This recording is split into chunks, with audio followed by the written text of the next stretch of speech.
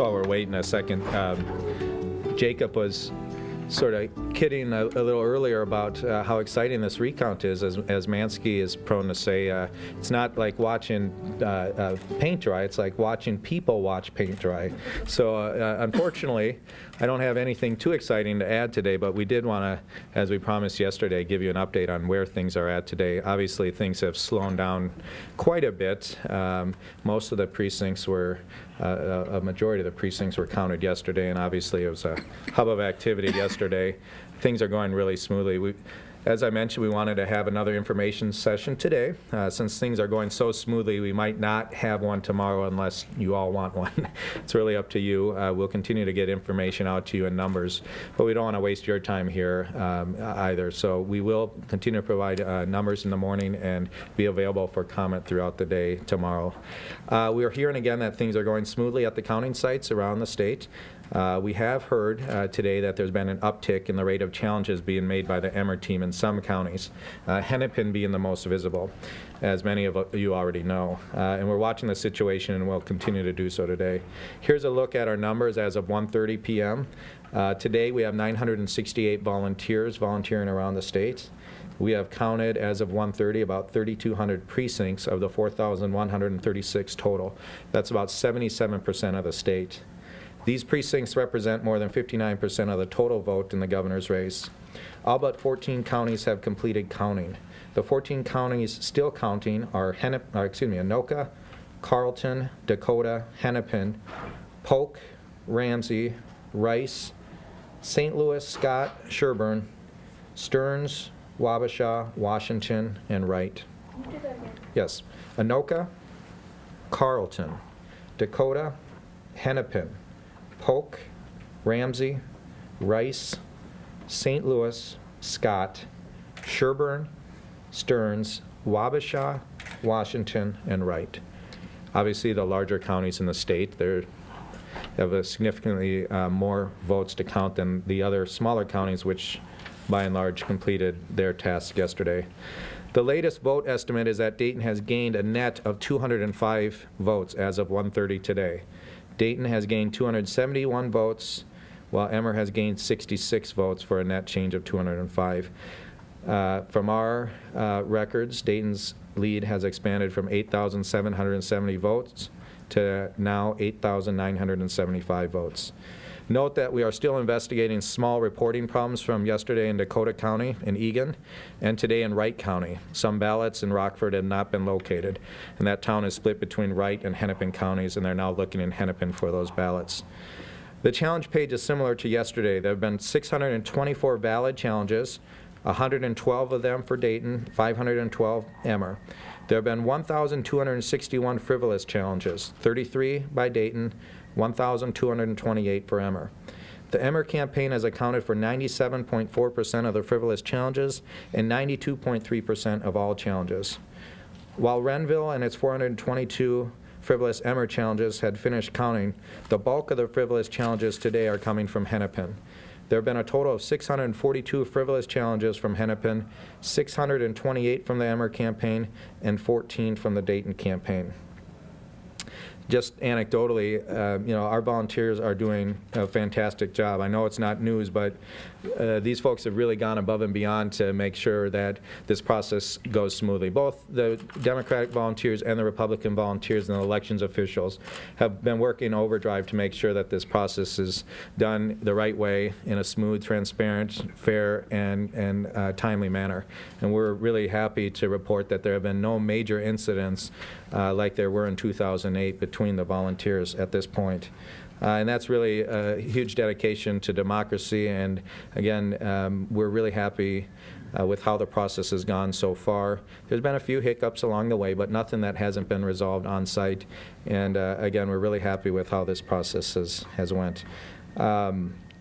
I guess we'll open it up for questions. There's nothing more to really add outside of the numbers themselves. We expect to see more challenges here, partially because again, if you look at what was counted yesterday, most of the counties that were counted yesterday were in greater Minnesota, and those tend to be Republican counties, so you saw fewer challenges. Now that we're going into the larger counties, Hennepin, Ramsey, Dakota, where there's more Democratic votes, we're seeing an uptick in the number of challenges, and we'll continue to see that throughout the week, I'd imagine. What do you characterize as hiccups, and are they likely to provide grounds for a contest? Not that we've seen, anyways, at this point. And I can't imagine that the Republicans have seen anything that would provide them any basis at this point to challenge this legally after this vote is certified. What do you mean by hiccups?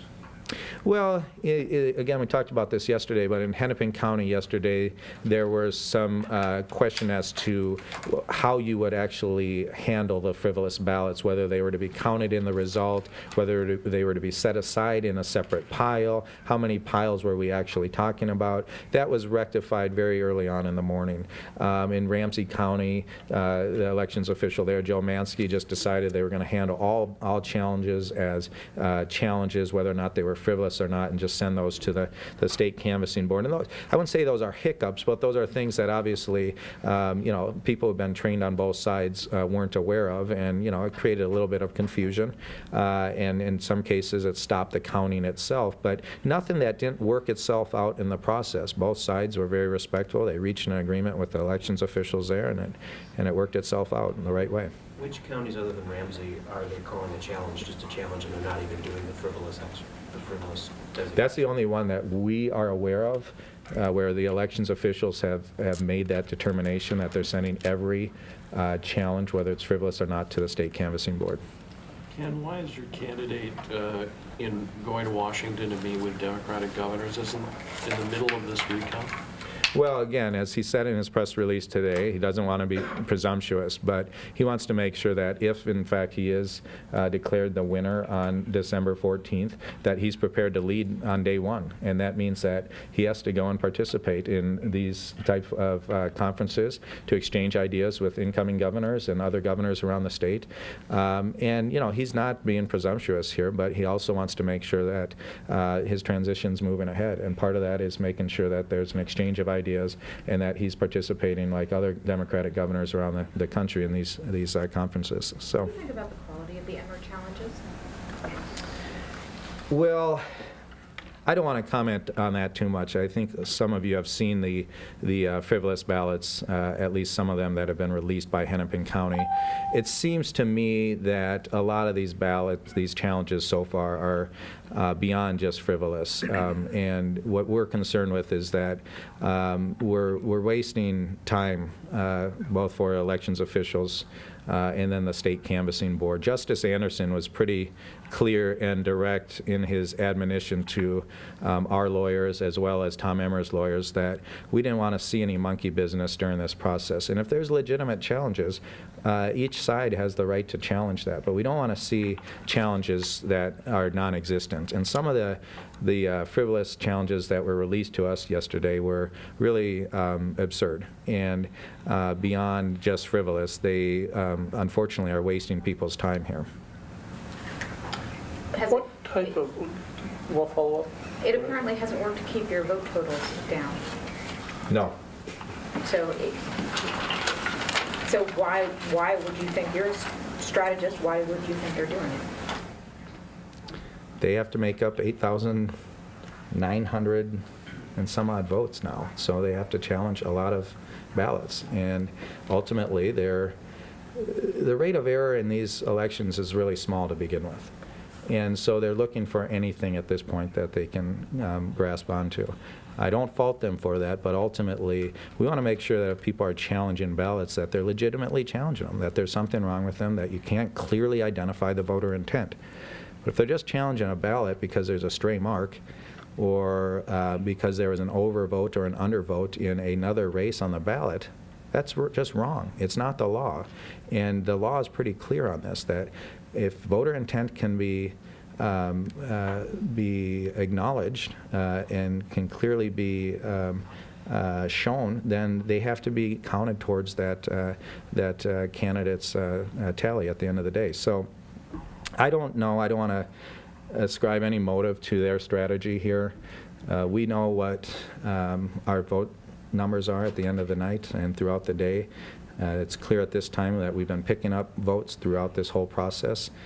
We do see an uptick, as we mentioned, in the challenged number of challenged ballots, most of them being frivolous. We want to make sure that we're respectful of this process, but also that we don't turn the process itself into a mockery by challenging ballots just for the sake of challenging ballots when there's clearly a voter intent that can be seen. Why is it important for you guys to do your own numbers?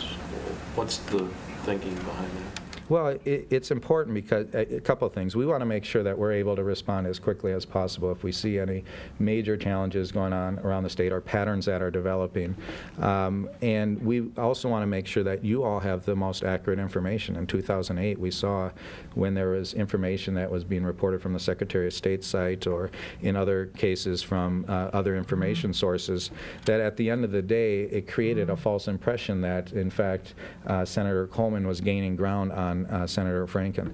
And we just knew that it wasn't the case. And so we made a very conscious effort and decision on the very front end of this that we were going to share information with you as quickly as possible in as real time of a manner as possible from our perspective on what we're seeing. So there would be no doubt as to, from our perspective, what's actually happening out there. So there couldn't be an impression created in the media or in the court of public opinion that there was some wide-scale problem with this election process.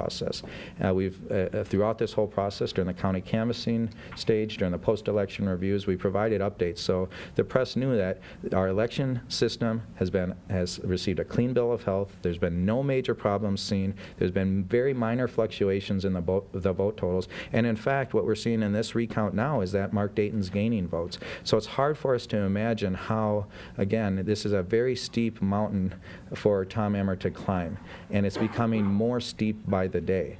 We respect his right to see this process through. What we don't respect, though, is any volunteer on either side of this, the Dayton campaign or the Emmer campaign, playing monkey business with a process that Minnesota voters expect to have a lot of integrity in. And so from our perspective, challenge ballots if you need to, but don't challenge ballots that are frivolous and even more than just frivolous, are non-existent.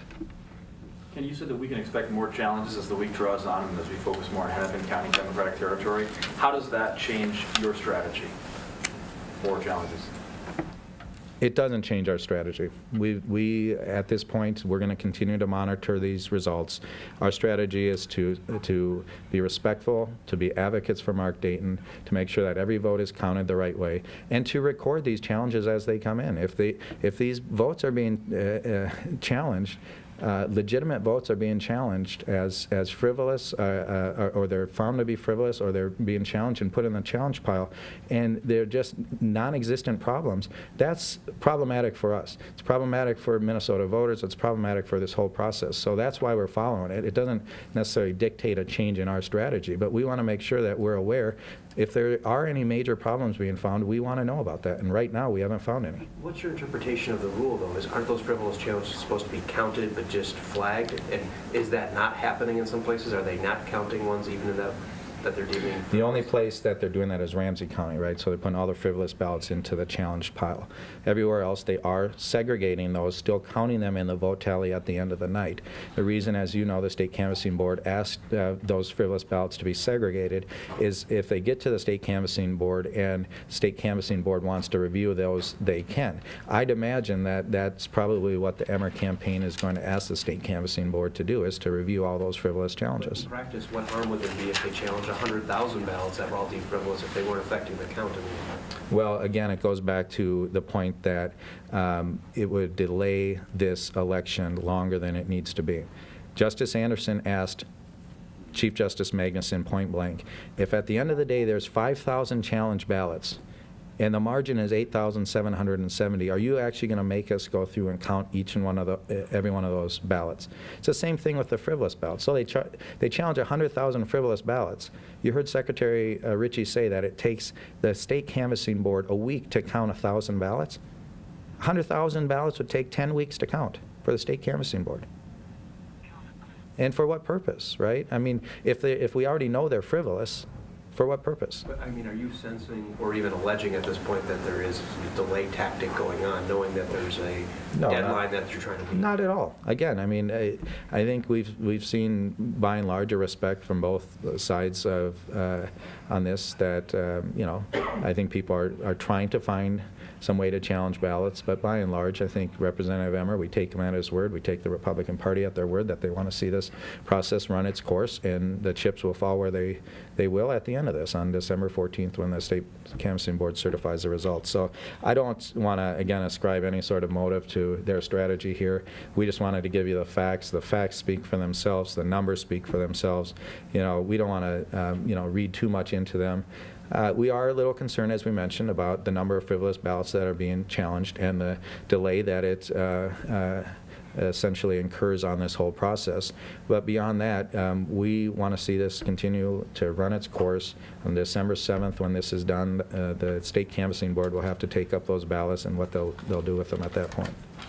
Talk a little bit about your volunteers. Are most of these people who are retired, do they have to, are they people who had to take time off work? Yeah.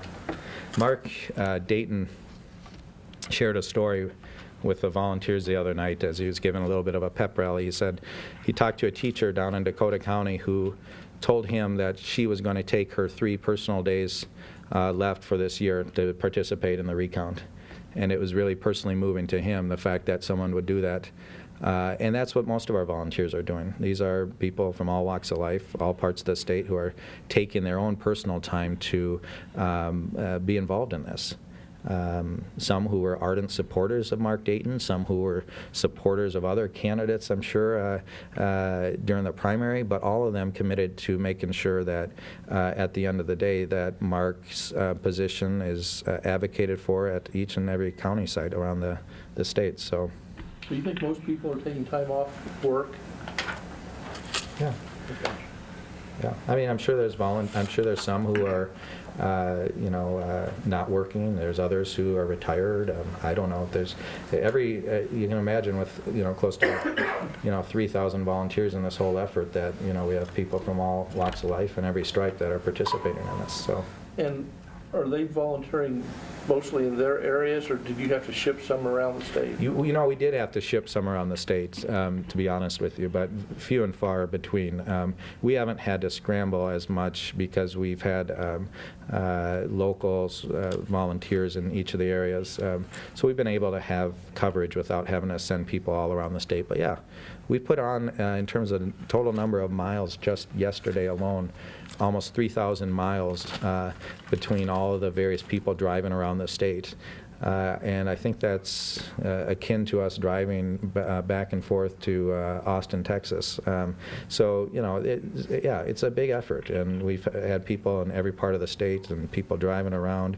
We have what's called a Pony Express that gets all those copies of challenge ballots. We have people driving all throughout the night in snowstorms, and finally we had to tell people, look, get in a hotel. It's not, you know, yeah, it's important to get these ballots back to our headquarters, but your life's more important. So I think at the end of the day, we've just had a really dedicated, hard-core volunteer crew who's been really committed to this from day one. So we're really excited about the level of participation. The fact that you tracked the number of miles driven means that there's an expense for this. How's money raising going?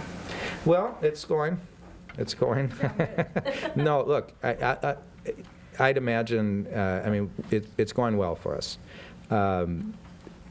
We just spent the last year and a half involved in on the Democratic side, a long, contentious endorsement and primary fight, and there's lots of resources raised and spent there. We just spent the last 5 months in a pretty contentious general election fight, and there was more money raised and spent in this governor's race when you include all the independent expenditures than ever before. So to say raising money is easy now is an overstatement, to say the least. It is difficult. People spent a lot of money in the general election, and they're tapped out. And but that said, there are a number of our donors and other folks who care deeply about securing this victory for Mark Dayton, and they want to make sure that the investments they made over the last year and a half are protected. So it's going well for us. I'm not sure how it's going for the other side, but it is difficult. So complete this sentence for me. We've raised X many hundred thousands of dollars for this. We've raised X. Well, no, fill in the blank, I should say. X equals. Yeah, X equals what? And is it hundreds of thousands, or have you reached $1 million? We will have to raise and spend several $1 million on this effort, and we've raised. We're close to meeting some of our goals. What are those goals that you're close to meeting? We have raised over $1 million for this effort. And you need at least another $1 million? We're working on raising the money. We'll raise what we need to, and you know the obscene thing is when you think about all the money that's spent in elections, and then you have to top it off with having to raise money for a recount as well. You know, several $1 million could be used for a lot of other things in this state and country than having to fund a recount. But that's the reality. We're going to continue to raise money. We have a lot of people who care about this and who will invest. And the $1 million you've already raised, is there a few big checks in there from no donors? There are, but you know, I know the Republicans think that this is going to be funded by a lot of the same people who put money into groups like Win Minnesota, and certainly there's going to be a lot of the same donors, but you're just not talking about the capacity to write those same and large checks that we saw before the election. So yes, we're going to go back to a lot of the same people who've invested before, but at the end of the day, I don't think you're going to see the same you know, numbers that you're akin to seeing from groups like Win Minnesota. And let me just put one thing to rest too, which is, you know, the Republicans, we asked for a campaign finance opinion last week that would allow PACs and candidates to give directly to our fund, and that ruling came back in our favor, and there was some Republican notion that this meant that Win Minnesota and our PACs were going to be able to just empty our coffers. We've emptied our coffers. We spent everything we had on the election. So this idea that somehow, you know, this is all about, you know, being able to tap into some, you know, vein of money is just incorrect. You know, everyone's tapped out on both sides, and we're doing our best to raise the money to fund this effort. Has Mr. Dayton contributed to this effort? No. Can I, sorry to ask you to repeat yourself, but what is the total number of challenge ballots at this point? Let me see here. Could you actually just have Denise email us those numbers? Yep, of course. The challenge, there have been 624 valid challenges, 112 for Dayton, 512 for Emmer.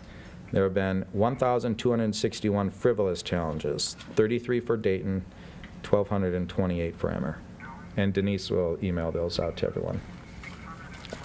Ken, you've held press conferences today and yesterday, and you're releasing numbers several times a day in the Independent Secretary of State's office. We haven't seen or heard the same from the Emmer campaign. It's almost radio silence. I mean, what does that say, and who's calling the shots there? Well, I presume that Representative Emmer is calling the shots. I wouldn't suspect that it's anything else. I'm not sure. You'd have to ask them and why they're not sharing information with you. I don't know, to be honest with you. You know, again, in terms of why we want to share this information with you, we want to make sure that you know, we don't have the same situation we did in 2008, that an accurate count at the table, the call at the table is reported the right way, and people know that you know, Mark Dayton's not losing any ground here. In fact, Mark Dayton's picking up votes in this process. But that mattered in 2008 because people thought that Franken couldn't win. The situation is different this time around, so what's the importance of the numbers? You tell me.